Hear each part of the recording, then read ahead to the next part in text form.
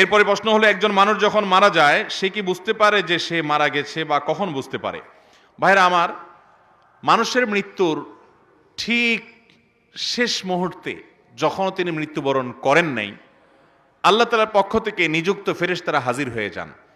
নবী আলাইহিস সালামের দীর্ঘ একটা হাদিসে তিনি এর বিবরণ দিয়েছেন। এটা অদৃশ্যের জগতের বিষয়, যেটা আমরা দেখতে পাই না।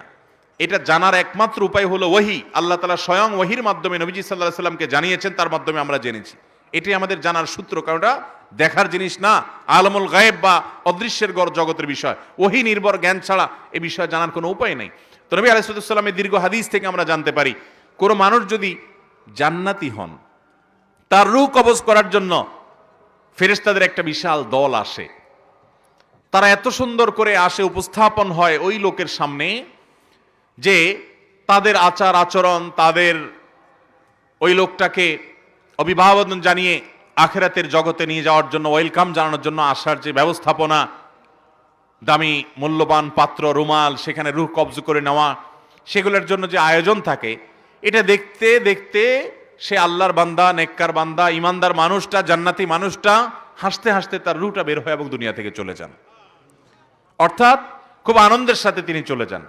আর এর বিপরীতে যেই লোকটা জাহান্নামী, তার রূহ কবজ করার জন্য ফেরেশতাদের একটা দল আছে, কিন্তু তারা এতটা ভয়ঙ্কর ভাবে উপস্থাপিত হয়, এতটা তীব্র ভয়ঙ্কর রূপে তার সামনে আবির্ভূত হয়, উপস্থাপন করে নিজেদেরকে, যে সে দৃশ্য দেখে তার হাহাকার শুরু হয়।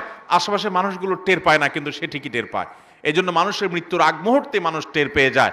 এমনকি যারা ইমানের উপরে সারা জীবন অটল ছিল, অবিচল ছিল, তাকওয়ার উপরে অটল অবিচল ছিল, হারাম থেকে বাঁচার জন্য সংগ্রাম করেছে সারা জীবন, এই মানুষগুলোকে কোরআনে বর্ণিত আয়াতে বলছে যে তাদের জীবন সায়ান্নে, তাদের রূহ কবজ করার আগে আল্লাহর পক্ষ থেকে ফেরেশতারা তাদেরকে জানিয়ে দেন, তারা উপস্থিত হন, তাদেরকে সুসংবাদ দিতে থাকেন, আল্লাহ খাউফুন আলাইহিম ওয়ালা হুম ইয়াহজানুন, যে তাদের কোনো ভয় নাই, তাদের কোনো পেরেশানি হবে।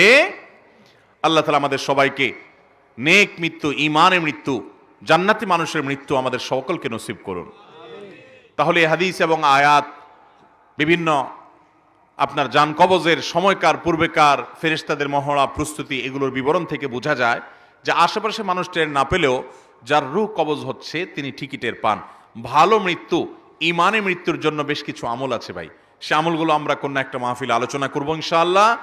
এই ঈমানের মৃত্যুর জন্য একটা কমন আমল হলো যে আমরা সবসময় ঈমান এবং নেক আমলের উপরে, ফরজ কাজ করার উপরে, এই যে ফজরের সময়, শীতের সময় ফজর নামাজ পড়া কষ্টকর, কিন্তু কষ্ট উপেক্ষা করে হলেও করবো। এইভাবে আপ্রাণ যদি চেষ্টা করে যান, নিজের সঙ্গে নিজে লড়াই করে যদি আল্লাহর ফরজ বিধান মানেন, হারাম থেকে বাঁচার চেষ্টা করেন, আপনার মৃত্যুর সময় ঈমান সাথে নিয়ে আপনি যেতে পারবেন ইনশাআল্লাহ। তাহলে ঈমানের মৃত্যু যখন হবে তখন সুসংবাদ পেতে পেতে দুনিয়া থেকে যাব। আল্লাহ না করুন যদি বেঈমানের মৃত্যু হয়, ফাসিকের মৃত্যু হয়, কাফেরের মৃত্যু হয়, তাহলে সেক্ষেত্রে দুনিয়া থেকে দুঃসংবাদ দেখতে দেখতে যাওয়া লাগবে। অতএব হাদিস আয়াত থেকে বোঝা যায় মৃত্যুর আগ মুহূর্তেই একজন মানুষ টের পেয়ে যায় যে তার গন্তব্য কোথায় হতে যাচ্ছে। আল্লাহ তাআলা আমাদের সবাইকে নেককার মানুষের মৃত্যু নসিব করুন।